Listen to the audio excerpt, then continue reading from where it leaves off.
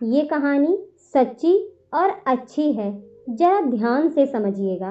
दोस्तों, इंसान कहता है कि मेरे पास पैसा आए तो मैं कुछ करूं, और पैसा है कि कहता है अरे इंसान तू कुछ कर तो सही, तभी तो मैं तेरे पास आऊंगा। नमस्कार दोस्तों, मेरा नाम प्रीति है और आज की चर्चा पैसे पर। ये भी उतना ही बड़ा सत्य है जैसे सूरज पूरब से निकलता है और बच्चा माँ की कोख से जन्म लेता है, वैसे ही पैसे को सही ढंग से अगर समझा ना जाए, संभाला ना जाए तो वो भी बहुत सारे दुख देता है। तो बस इसी पैसे को समझने और इसे संभालने की कला के बारे में आज हम बात करेंगे। रॉबर्ट टी कियोसाकी की लिखी book rich dad poor dad, इस किताब के इंट्रोडक्शन में मैं कुछ और बात कहूँ उससे पहले मुझे डॉक्टर ए कोकेन की एक बात याद आती है। वो लिखते हैं कि रिच डैड पुअर डैड अमीरी का शॉर्टकट नहीं बताती, ये सिखाती है कि आप पैसे की समझ को कैसे विकसित करें, किस तरह से अपने पैसे की जिम्मेदारी निभाएं और उसके बाद किस तरह से अमीर बने। दोस्तों, जब भी बात जिम्मेदारी की आती है तो एक नाम याद आता है, उस शख्स का जिसने जिंदगी में कितनी भी ठोकरें खाई हो, कितना भी दुख सहा हो, पर हमारे हिस्से के गम लिए और अपने हिस्से की खुशी हमें दे दी। पिता, जेब खाली हो फिर भी मैंने उसे मना करते नहीं देखा। जेब खाली हो फिर भी मैंने उसे मना करते नहीं देखा। अरे मैंने अपने पिता से ज़्यादा अमीर इस दुनिया में कोई इंसान नहीं देखा। रॉबर्ट टी कियोसाकी ने उसी पिता को ध्यान में रखते हुए उन्हें main character of the story बनाते हुए हमें लाइफ के आज की जिंदगी के सबसे कीमती लेसन को पढ़ाने की कोशिश की है, वह पैसा। जी हाँ, हम बचपन से लेकर जवानी तक सिर्फ मार्क्स के पीछे भागते रहते हैं।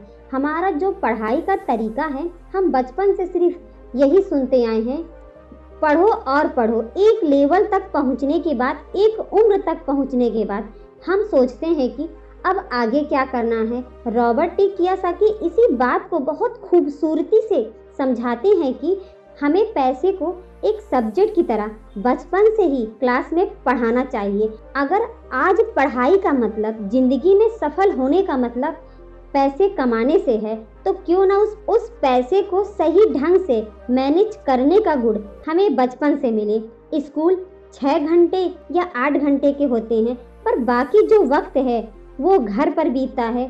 तो कहीं ना कहीं स्कूल या घर हो, बच्चे का बचपन से ही पैसे की अहमियत, उसकी कीमत के बारे में अगर पढ़ाया जाए तो इसमें कोई भी गलत बात नहीं है। मुझे लगता है कि कहीं ना कहीं ये बात मिसिंग थी।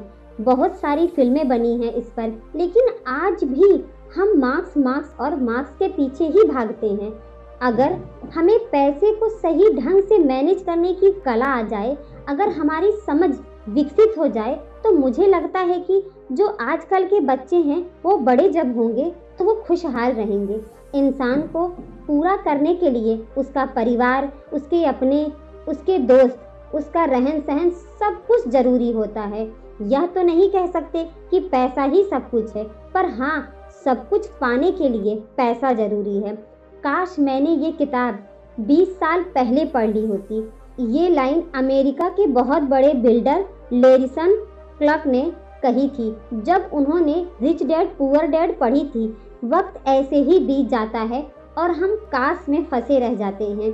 ऐसी बहुत सारी चीज़ें हमें जब पता लगती हैं जिससे हमारी लाइफ बदल सकती थी, हमें कुछ सीखने को मिल सकता था, हमें तरक्की करने को मिल सकता था, पर वक्त बीत चुका होता है।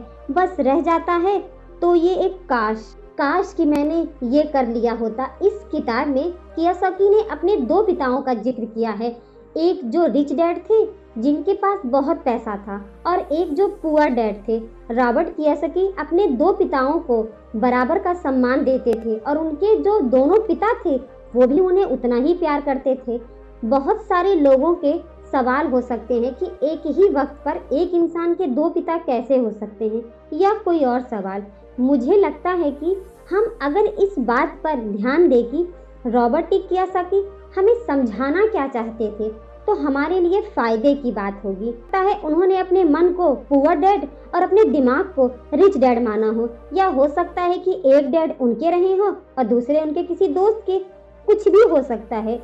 जरूरी ये नहीं है कि ये जो डैड का अंतर लिया है उन्होंने, ये कहानी है या काल्पनिक।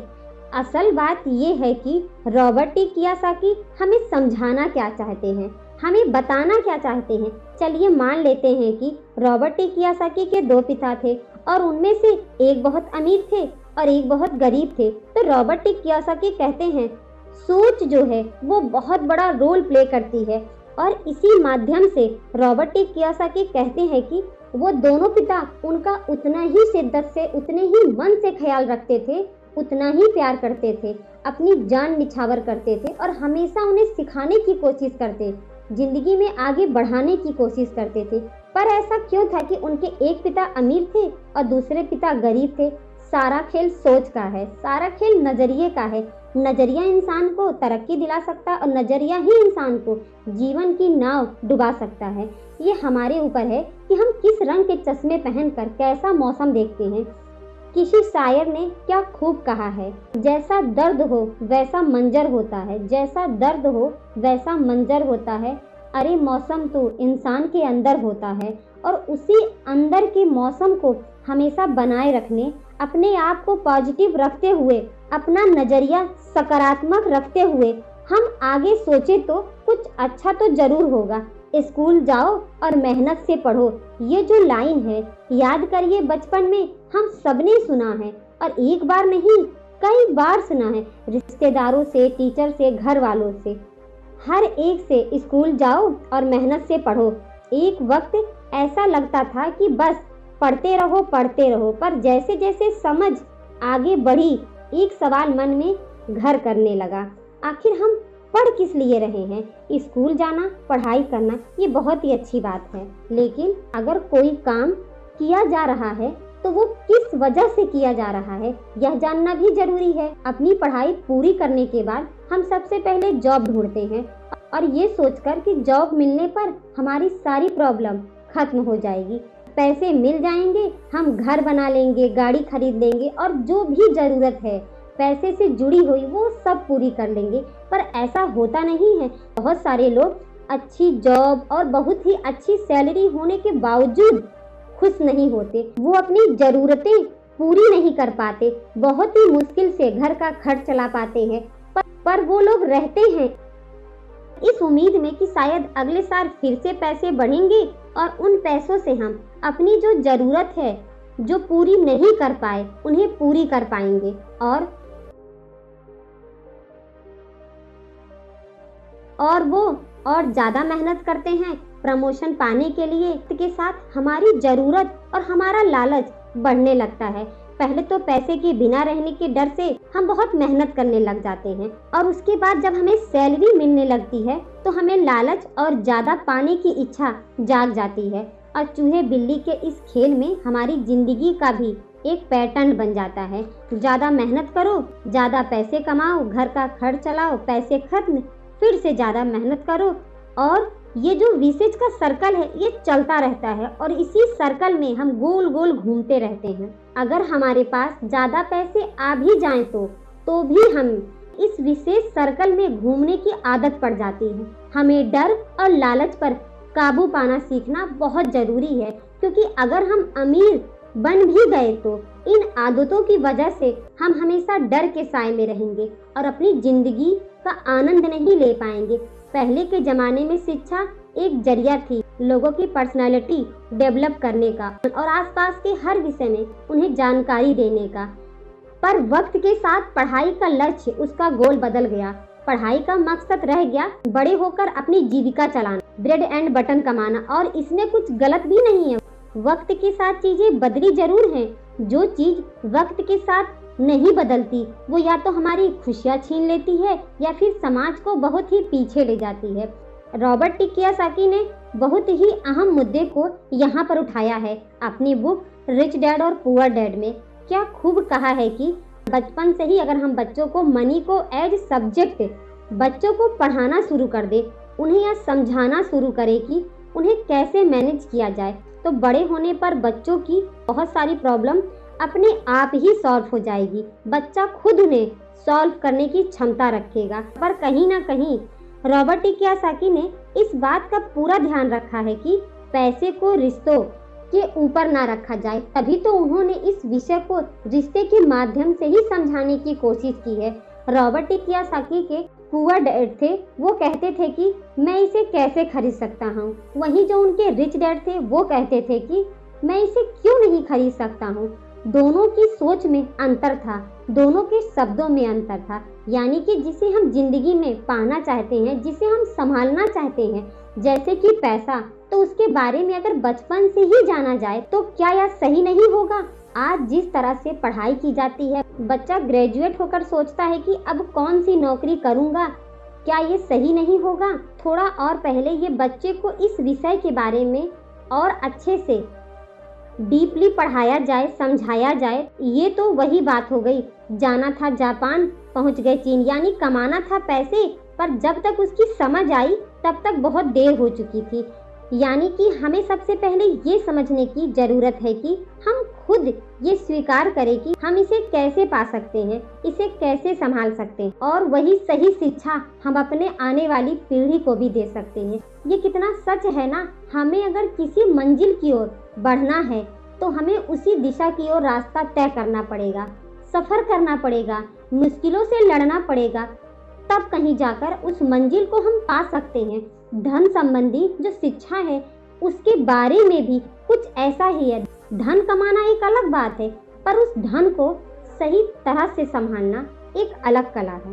रॉबर्ट टी कियोसाकी के रिच डैड ने उन्हें 6 लेसन सिखाया जो इस तरह से है। नंबर 1, अमीर लोग पैसे के लिए काम नहीं करते। नंबर 2, पैसे की समझ क्यों सीखनी चाहिए। नंबर 3, अपने काम पर ध्यान दो, अपने काम से काम रखो। नंबर 4, टैक्स क्या है उसे समझो और उसके नियम की ताकत को। नंबर 5, अमीर लोग पैसे को जन्म देते हैं। नंबर 6, पैसे कमाने के लिए काम ना करें, सीखने के लिए काम करें। रॉबर्ट टी कियोसाकी कहते हैं, जब वो छोटे थे तो उन्होंने अपने पिता से पूछा कि पिताजी, क्या आप बता सकते हैं कि अमीर कैसे बना जाए। ये सुनकर उनके पुअर डैड जो स्कूल में पढ़ाते थे, उन्होंने कहा कि बेटे, तुम अमीर क्यों बनना चाहते हो। इस पर कियोसाकी कहते हैं कि कुछ बच्चे व उनके माता पिता ने उन्हें गरीब कहा था। ये सुनकर उनके पुअर डैड सोच में पड़ जाते हैं और फिर उनसे कहते हैं कि देखो, अगर तुम अमीर बनना चाहते हो तो तुम्हें पैसे बनाना सीखना चाहिए। इस पर कियोसाकी ने अपने पिता से पूछा, मैं पैसे बनाना कैसे सीख सकता हूँ अपने दिमाग से। इस बात को कियोसाकी पूरी रात सोचते रहे। अगली सुबह अपने सबसे अच्छे व करीबी दोस्त माइक को ये बात बताई। उन्होंने माइक से पूछा, क्या वो ये पैसे बनाने वाले काम में उनके बिजनेस पार्टनर बनेंगे। माइक ने कहा, ठीक है, मैं तुम्हारा साथ हूँ, पर तुम पैसा कैसे कमाओगे और हमें क्या करना चाहिए। कुछ दिन बीते, दिमाग दौड़ाया गया और आखिरकार उनका स्कूल जाना सफल रहा। स्कूल की क्लास में उन्होंने कुछ ऐसा पढ़ा जिसे सोचकर कियोसाकी को लगा कि बस पैसा बनाने का फॉर्मूला तो मिल गया। बस उसी आइडिया को फॉलो करते हुए कियोसाकी और माइक ने ढेर सारा कच्चा माल इकट्ठा कर लिया, बहुत मेहनत की और अपने पिता के गैरेज में उन्होंने कुछ सिक्के बनाए। और जब उनके डैड ने उनको देखा तब उन्होंने पूछा, तुम क्या कर रहे हो। तब कियोसाकी का जवाब था, जैसा आपने कहा था, मैं पैसे बना रहा हूँ। तब उनके जो पुअर डैड थे कियोसाकी को उन्होंने कहा, आओ मुझे तुमसे बात करनी है। कियोसाकी और माइक वहीं सीढ़ियों के पास बैठ गए। साथ में कियोसाकी के डैड और माइक के डैड जो रिच डैड थे वो भी बैठ गए। यहाँ पर मैं आपको बताना चाहती हूँ कि इस पूरी कहानी में कियोसाकी ने जो अपने रिच डैड को बताया है वो दरअसल माइक के पिता थे। कियोसाकी के पिता ने बताया कि गैर कानूनी क्या होता है। बच्चों को लगा जो उन्होंने किया वो सही था, पर जब उन्होंने जाना कि सिक्कों को छापना अलाउ नहीं है, उसके पीछे कई तरीके होते हैं, कानूनी और गैर कानूनी। ये बात जब बच्चों ने समझी तो वो उदास हो गए। फिर कियोसाकी ने पूछा कि फिर हम अमीर कैसे बन सकते हैं, कि अगर तुम्हें सच में अमीर बनना है तो मुझसे नहीं, माइक के पिता से पूछो। पर आप क्यों नहीं बता सकते, हम गरीब क्यों हैं। कियोसाकी के पुअर डैड ने कहा, क्योंकि मैं एक टीचर था, पैसे कमाने की मैंने राह नहीं चुनी। पैसे कमाने के लिए तुम्हें माइक के पिता से ही पूछना पड़ेगा। कियोसाकी ने अपने रिच डैड से पूछा, क्या उन्हें वो पैसा बनाना सिखाएंगे? कियासाकी के रिच डैड ने कहा, अगर जिंदगी में सफलता पाना चाहते हो, सफल होना चाहते हो, अगर जिंदगी में सफलता पाना चाहते हो, सफल होना चाहते हो, तो कम समय लेकर डिसाइड करना सीखो, फैसला लेना सीखो। बच्चे अगले ही दिन अपने रिच डैड के पास पहुंच गए। बच्चों को रिच डैड ने एक शॉप पर सफाई का काम दिया, क्योंकि उस वक्त एसी ये सब चलन में नहीं था, तो दरवाजे हमेशा खुले ही रहते थे, जिसकी वजह से सामान पर धूल जमी रहती थी। काम के उन्हें 30 सेंट मिलते थे। इस तरह से उनके एक भी पैसे नहीं बचते थे। वो परेशान रहते थे और एक दिन उन्होंने माइक से पूछा, मैं अब काम नहीं करूंगा, या तो वो मेरी तनख्वाह बढ़ाएं या फिर मैं काम छोड़ दूंगा। इसके बाद 9 साल के कियासाकी व उनका दोस्त माइक उनके रिच डैड से मिलने पहुंचे। रिच डैड के सामने बैठते ही माइक बुरी तरह से रो पड़े और उन्होंने कहा, डैड, आपने कहा था कि आपके लिए काम करूंगा तो आप मुझे पैसा कमाना सिखाएंगे। अपनी तरफ से मैंने पूरी ईमानदारी से काम किया, कड़ी मेहनत की। अब आप अपने वादे से मुकर रहे हैं। आपने मुझे कुछ भी नहीं सिखाया। लोग आपको लालची कहते हैं, जो सिर्फ पैसे कमाना चाहता है, पर अपने साथ काम करने वालों का बिल्कुल भी ध्यान नहीं रखता। मैं एक छोटा बच्चा हूँ, आपको मेरे साथ ऐसा बर्ताव नहीं करना चाहिए था। रिच डैड ने कहा, मैं तो तुम्हें काम सिखा रहा हूँ। रॉबर्ट टी कियासाकी कहते हैं कि उस वक्त वो गुस्से में थे, तो उन्होंने पूछा कि आप मुझे कुछ नहीं सिखा रहे हैं, बताइए आपने मुझे क्या सिखाया? कुछ भी नहीं। आपसे सीखने के लिए मैं चंद सिक्कों में काम करने को तैयार हो गया। और कियासाकी ने वो जॉब छोड़ दी और गुस्से में रिच डैड से कहा, मैं इतने कम पैसों में काम नहीं करूंगा। ये बात सुनकर उनके रिच डैड ने कहा, मुझे खुशी है कि तुम 10 सेंट पर काम करने के लिए असंतुष्ट हो। अगर तुम गुस्सा होकर मेरे पास नहीं आते तो मैं कभी भी तुम्हें पैसा बनाने की कला नहीं सिखाता। इस बात से ये साबित होता है कि तुम पैसे बनाना सीखना चाहते हो। तुम्हें पता है, गरीबी पैसों की नहीं मन की होती। इंसान पूरा जीवन डरते डरते सिर्फ पैसों के लिए ही काम करता है। तुम्हें ऐसा काम करना चाहिए तुम्हारा पैसा तुम्हारे लिए काम करे। लोग कहते हैं कि मैं समस्या की जड़ हूँ, मैं उन्हें कम पैसे देता हूँ, पर सच तो यह है कि लोग उसी वेतन में काम करते रहना चाहते हैं। वो अपने आप से नहीं पूछते कि क्यों वो इतने कम पैसे में काम कर रहे हैं। पर अगर वो लोग या तुम इसी तरीके से सोचते रहे कि समस्या की जड़ मैं हूँ, तो जीवन भर ना वो लोग कुछ सीख पाए ना तुम कुछ सीख पाओगे। आसान क्या है, तुम्हें बदलना या खुद को बदलना और अपने आप को इस लायक बनाना कि आप उससे अच्छा कुछ काम सीख पाएं। ये सीखने के लिए उससे बढ़िया जगह कोई और नहीं है। परंतु अगर तुम ये सीखना चाहते हो कि पैसा तुम्हारे लिए किस तरह से काम करे, तो मैं तुम्हारा रिच डैड तुम्हें ये सिखा सकता हूँ। पर ये तभी संभव होगा जब तुम ये सीखना चाहो। तो तुम सीखने के लिए तैयार हो? कियासाकी ने हाँ में सिर हिलाया। सीखने के लिए बहुत कुछ है। अगर तुम पैसे के लिए काम करना चाहते हो तो तुम स्कूल में ही रहो। पैसे से अपने लिए काम कैसे कराया जाए, ये जीवन भर चलने वाली पढ़ाई है। बहुत ही कम लोगों को इस बात का एहसास होता है कि असली समस्या पैसे की नहीं, असली समस्या नॉलेज की है, सोच की है। तो क्या तुम्हारे अंदर सीखने की उतनी ही इच्छा है जितना पहले थी? इस पर कियासाकी ने कहा, हाँ बिल्कुल, मैं दूसरे लोगों की तरह थोड़ी ना हूँ, मैं सीखना चाहता हूँ। तब रिच डैड ने कहना शुरू किया, कल से तुम वापस काम पर जाओ, पर इस बार मैं तुम्हें कोई तनख्वाह नहीं दूंगा। तुम्हारी तनख्वाह बंद। तुम हर शनिवार 3 घंटे उसी तरह काम करोगे, लेकिन इस बार तुम्हें 10 सेंट प्रति घंटे के हिसाब से सैलरी नहीं मिलेगी। तुम्ही ने तो कहा है तुम पैसे के लिए काम करना नहीं सीखना चाहते हो, इसीलिए मैं तुम्हें बदले में कुछ नहीं दूंगा। अपने रिच डैड की बात सुनकर कियासाकी बहुत ही कंफ्यूज हो गए।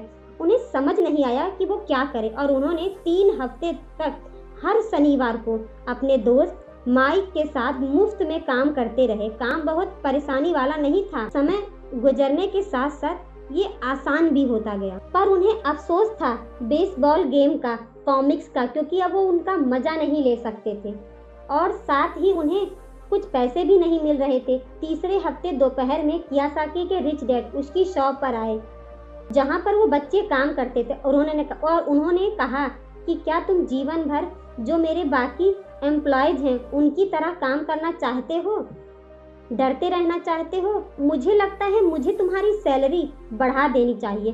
24 सेंट पर आवर। ये सुनकर वो दोनों मन ही मन खुश हो गए, पर सामने कुछ नहीं कहा। रिच डैड ने थोड़ी देर देखा और कहा, चलो अच्छा तुम इतने में खुश नहीं हो, मैं तुम्हारी सैलरी $1 पर आवर कर देता हूँ। $1 पर आवर का हिसाब से कह सकते हैं कि देश का सबसे अमीर बच्चा भी होगा, वो भी नहीं कमाता होगा। वो थोड़ी देर चुप रहे। अच्छा चलो तुम्हारी सैलरी $5 पर आवर कर देता हूँ। ये सैलरी सुनकर उनका मन बार बार कह रहा था कि मान लो, इससे क्या नहीं खरीदा जा सकता है, ढेर सारी कॉमिक्स, ढेर सारी साइकिल वगैरह वगैरह। पर वो चुप रहे।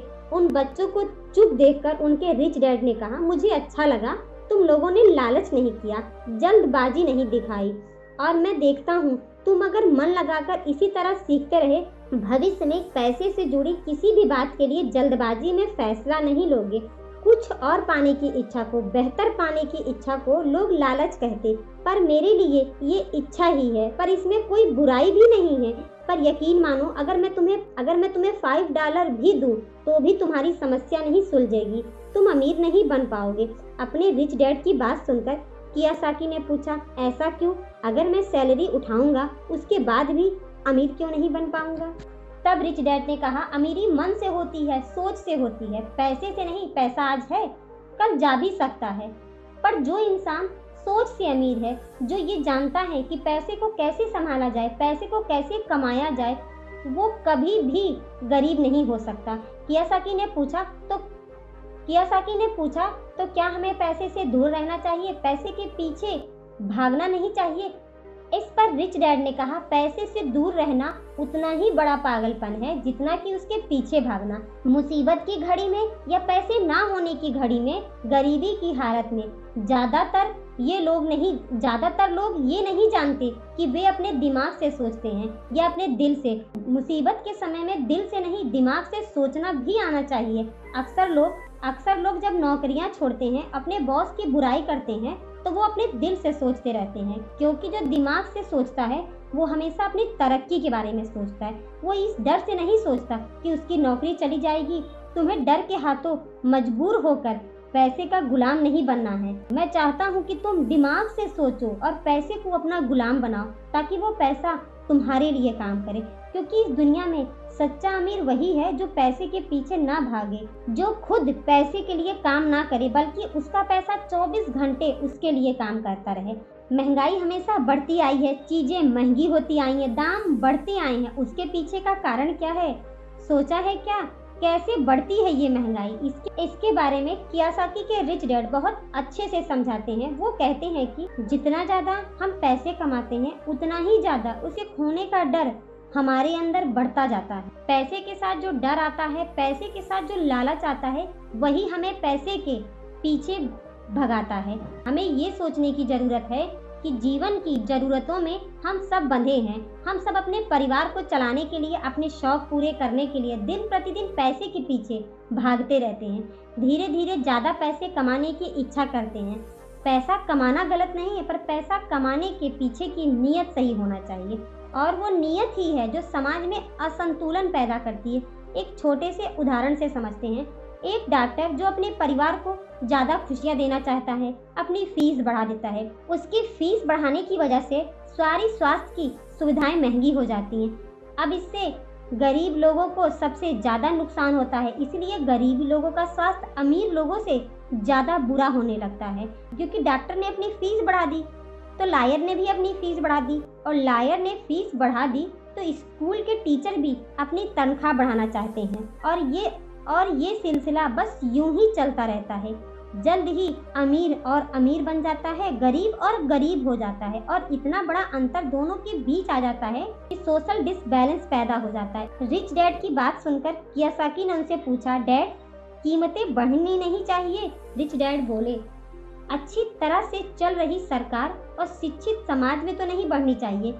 कीमतें दरअसल कम होनी चाहिए। जाहिर है ऐसा केवल सिद्धांतों में ही होता है, आइडियली ऐसा होना चाहिए, पर असल जीवन में ऐसा नहीं होता। कीमतें अज्ञान से पैदा किए लालच और डर के कारण होती है। जैसा कि अभी मैंने तुम्हें बताया, कियासाकी कहते हैं, डैड आप बहुत देर से कहते हैं दिल से सोचो, दिमाग से नहीं। देखो मैंने अक्सर सुना है हर आदमी को काम करना पड़ता है, या फिर अमीर लोग दूसरों के पैसे मार लेते हैं, मेरी तनख्वाह बढ़नी चाहिए, मैं इस काम से खुश नहीं हूँ, वगैरह वगैरह। पर ध्यान से देखो तो ये सारी बातें भावनाओं में बहकर कही गई हैं, ये सारी बातें इमोशनल होकर कही गई हैं। और अक्सर भावनाओं में बहकर हम जो भी फैसला लेते हैं वो सिर्फ हमें नुकसान पहुंचाता है। तो बात को समझो, जब भी कोई फैसला लो दिमाग से लो, जल्दबाजी मत करो, हाँ पर जल्दी करो। बस इसी तरह से मन लगाकर काम करते रहो।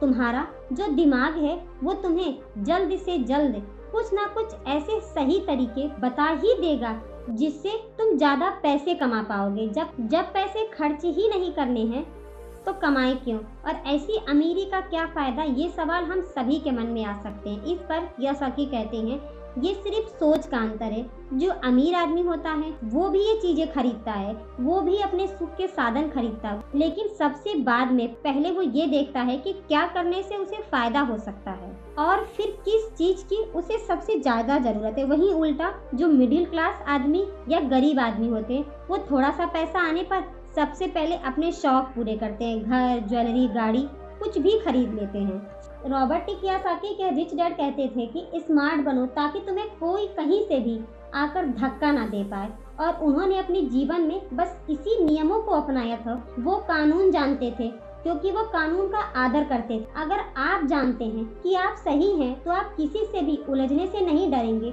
और रॉबर्ट टी कियोसाकी के जो पुअर डैड थे वो हमेशा उन्हें मोटिवेट करते थे कि वो कुछ भी करके एक अच्छी सी नौकरी कर ले, कॉर्पोरेशन में किसी ऊंचे पद पर चले जाएं। और यही बात जब कियोसाकी ने अपने रिच डैड से कही, उस कॉर्पोरेट लेटर पर चढ़ने के बजाय क्यों ना उसका मालिक ही बन जाए। बचपन से कियोसाकी को ये बात समझ नहीं आई कि कॉर्पोरेशन के मालिक होने के रिच डैड का क्या मतलब। पर अगर कियोसाकी के रिच डैड नहीं होते तो वो अपने पुअर डैड की बात मानकर किसी जगह नौकरी कर रहे होते।